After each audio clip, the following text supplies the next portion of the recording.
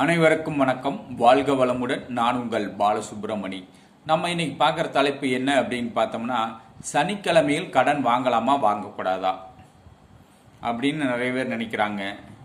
அதை பற்றி நம்ம இன்னைக்கு பார்ப்போம். நீங்கள் சனிக்கிழமையில் கடன் வாங்காதீங்க. சனிக்கிழமையில் கடன் வாங்கினீங்க அப்படின்னா அந்த கடன் அடைப்பது ரொம்ப சிரமம்.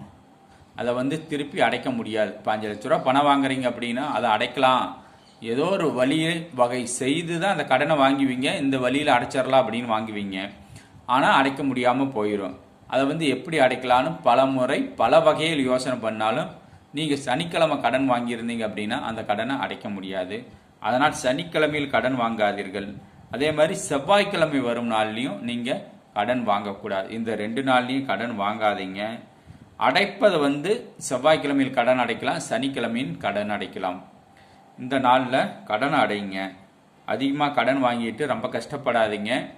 நான் சொன்ன இந்த கிழமையும் செவ்வாய்க்கிழமையும் சனிக்கிழமையும் கடனை வாங்காதீங்க. செவ்வாய்க்கிழமையும் சனிக்கிழமையும் கடனை அடையுங்க. கொஞ்சம் கொஞ்சமாக கடனை அடைவிடும். மகிழ்ச்சியாக வாழுங்கள். கொஞ்சம் செல்வத்தை காசு சேர்த்துங்க. செல்வத்தோடு வாழுங்க. மகிழ்ச்சியாக வாழுங்கள். இந்த வாழ்க்கையை சிறப்பாக வாழுங்கள். வாழ்க வளமுடன். நன்றி, வணக்கம்.